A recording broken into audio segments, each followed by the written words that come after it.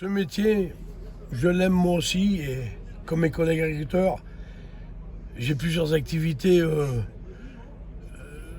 de gérant de société qui me laissent que très peu de revenus parce que moi je réinvestis tout à mesure. Mais c'est un combat, cette vie est un combat et je fais beaucoup d'heures de tracteur sur l'exploitation. Je fais beaucoup d'heures de moissonneuse énormément, je suis un passionné de moisson, j'ai moi-même fabriqué mes propres machines il y a 20 ans. Je ne vous raconterai pas toutes les histoires, ça fera l'objet. Mais c'est un combat, c'est une vie, c'est de la souffrance. Et hier, quand j'ai eu les larmes aux yeux, j'ai à la fois pensé à mon père et j'ai pensé à tous ces agriculteurs. Putain, la vie infernale qu'on leur fait faire pour arroser des céréales qui ne sont que le produit qui est indispensable à la nourriture des gens. Leurs cultures sont la nourriture des gens. L'irrigation, c'est la vie des plantes. C'est le captage de développement de biomasse. C'est le captage de CO2. On nous embête tous les jours avec des dispositifs miraculeux qui vont coûter des milliards. Alors même que les gens qui sont les plus gros capteurs de CO2, on les massacre. Mais ils veulent quoi? Ils veulent asphyxier les gens. Ils veulent que nos plaines soient des déserts. Une main couverte de petits blés maigres avec une tonne et demi hectare. Je rappelle qu'il y a 2 ans, on a plus irrigué les blés, plus irrigué les cultures printemps que les cultures d'été. Ce qui d'ailleurs était dramatique pour nous, parce que la comptabilisation des mètres cubes d'eau que l'on nous attribue est faite en 2 temps, avant juin et après juin, sur grosse période estivale. Donc ayant consommé en juin et très peu en juillet, les volumes consommés ont servi de référence à l'attribution de l'année suivante. C'est que finalement, il a fallu plus irriguer sur juillet et août donc on n'avait plus les mètres cubes. C'est honteux, c'est honteux. Imaginez quelqu'un qu'on fasse travailler pendant 3 semaines, je sais même plus trop, parce que maintenant, beaucoup de gens salariés travaillent, je dirais, 35 heures par semaine. Nous, on est plutôt à 70 ou 80.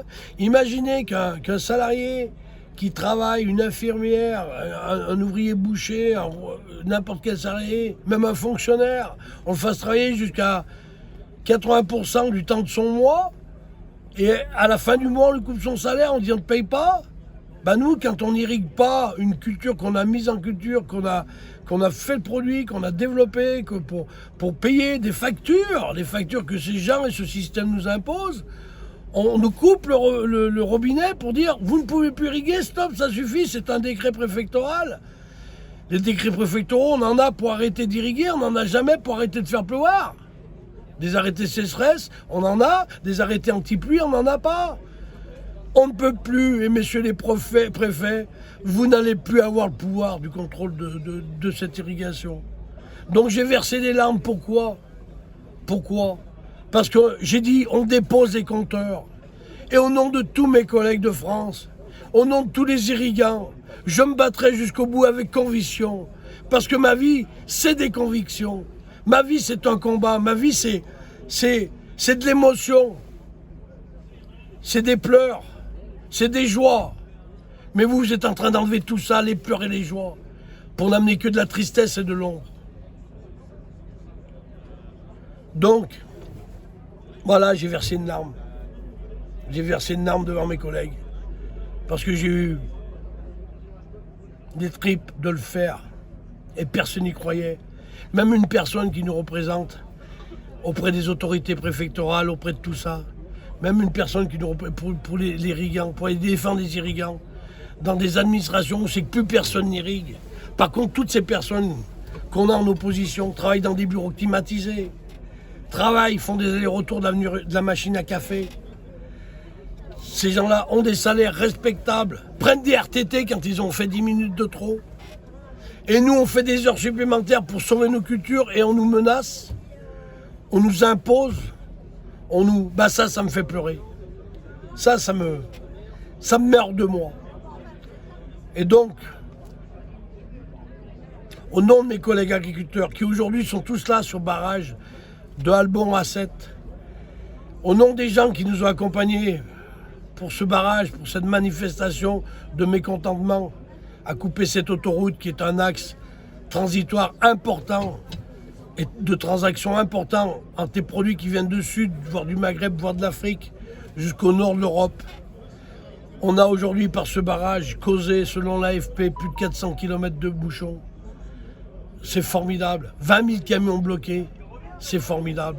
Sur une simple volonté et quelques SMS autour de envoyés à quelques agriculteurs qui aujourd'hui sont fatigués d'être pris pour les esclaves de ce système économique qui est en train d'appauvrir les gens par le pouvoir d'achat et d'appauvrir les gens qui travaillent.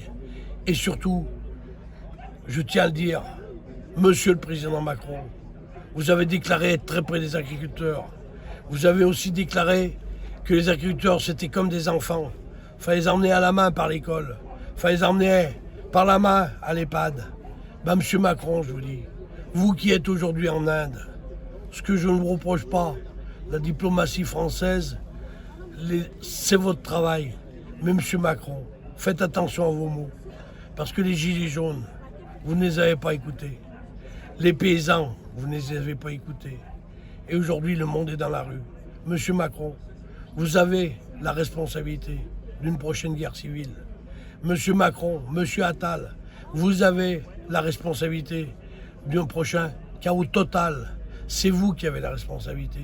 C'est vous qui avez fait des combines politicardes pour garder le pouvoir pendant ces années. Monsieur Macron, Monsieur Attal, Monsieur le maire, ministre de l'économie. Monsieur le maire, ministre de l'économie. La risée du monde. Monsieur le maire, c'est vous qui avez la responsabilité des paysans dans la rue. Depuis 40 ans, vos familles politiques sont au pouvoir. Depuis 40 ans, avec les syndicats complices. Je le dis, la FNSEA complice des dirigeants de syndicats qui aujourd'hui sont aussi directeurs et dirigeants de multinationales qui eux-mêmes font les cours mondiaux des céréales qui payent leurs agriculteurs parce qu'ils sont eux-mêmes en situation de monopole et en situation de maîtriser le marché total mondial du cours de l'huile, etc. Ce sont ces gens des multinationales qui aujourd'hui soumettent nos coopératives, prétendues comme représenter l'intérêt des agriculteurs, soumettent nos coopératives à vos cours mondiaux, à votre monopole mondial, au monopole des prix à la consommation, qui sont les causes du baisse du pouvoir d'achat et qui sont les causes de la baisse des revenus des agriculteurs. Vous maîtrisez les deux côtés du tableau. Alors Monsieur Macron, Monsieur Attal, Monsieur le maire, Monsieur Fesneau, vous qui êtes ministre de l'Agriculture, il me semblait que c'était à vous d'apporter par vos compétences et connaissances des choses, les réponses aux agriculteurs. Vous ne le faites pas, vous ne le faites pas. On a eu Monsieur Le Foll qui oriente les agriculteurs sur de l'agriculture biologique, soit disant que tout le monde attendait, que plus personne ne veut, parce qu'une minorité idéologique d'ultra-gauche, d'extra-écologistes, pensent sauver la planète en nous vendant tout et n'importe quoi. Ceux qui vont sauver la planète, c'est les agriculteurs, c'est personne d'autre. Ceux qui vont nourrir, c'est les agriculteurs, personne d'autre. Ceux qui vont tuer aujourd'hui ce qui est durable, c'est vous, par vos utopies intellectuelles de systèmes ultra sophistiqués pour ne rien faire et très coûteux. Alors je vous le dis à tous, si vous n'êtes pas prêts à entendre les revendications des agriculteurs aujourd'hui, demain, ça sera la guerre civile. Et moi, de la guerre, je n'en veux pas, moi. Moi, aller me battre, je ne veux pas aller me battre. Je me suis battu avec une pioche dans les champs de fraises pour mes parents. Je me suis battu avec une serpette pour couper des pecs de tabac. Je me suis battu avec une fourche pour lever des bottes de fourrage. Je me suis battu dans des heures et des heures de tracteurs et de moissonneuses à traverser la France dans 28 départements pour aller faire de la moisson du nord au sud de la France. Je connais le riz, je connais le nord de la France, je connais l'ouest de la France, j'ai mangé chez des gens qui avaient des poules sous la table. J'ai mangé avec des ministres, j'ai mangé avec des députés, j'ai mangé avec des industriels. Ça me gêne pas. Je connais tout ça par cœur, vous n'y connaissez rien. Ou vous savez tout. Il y a deux solutions. Soit vous êtes incompétent, et là, il va être temps de prendre des solutions pour vous dégager. Soit vous êtes conscient et compétent. Dans ce cas-là, vous êtes corrompu au système. Alors oui, ma colère est grande. Vous le sentez, mon émotion. Ça fait 5 minutes que je parle, 7 minutes que je parle. Je n'ai pas un écrit. Je n'ai pas besoin d'écrit. Je n'ai pas besoin de faire un gras blabla. Ces agriculteurs qui sont là aujourd'hui, Albon, qui nous soutiennent, on a bloqué l'autoroute, on l'a décidé, je l'ai provoqué, j'en suis fier, j'en suis content. au nom des agriculteurs de France, au nom de mon père qui est parti il y a quelques jours, la veille de mon anniversaire, qui a travaillé sa vie pour une retraite de 800 € par mois, qui se voyait rédimer chaque année un peu plus, sous prétexte de non-remboursement de ses médicaments dont il avait besoin. Vous êtes des salauds. Je vous le dis, vous êtes des salauds. Si personne n'a utilisé ces mots, moi je vous le dis. Aujourd'hui, le peuple de France, les infirmières, les restaurateurs, les routiers, les entreprises sont derrière nous, sont derrière moi. Vous ferez comme vous voudrez. Mais je vous garantis que vos annonces ce soir, vos mesurettes, ne vous trompez pas. Si vous n'êtes pas en mesure de prendre des décisions qui sont les bonnes, prenez vos valises, quittez, renvoyez les peuples devant les urnes. Et surtout, arrêtez de leur mentir. Parce que je pense que là, les gens vont venir très méchants, très mauvais.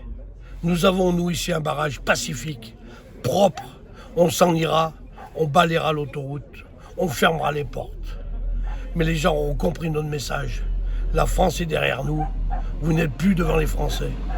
S'il vous plaît, entendez mon message. Merci.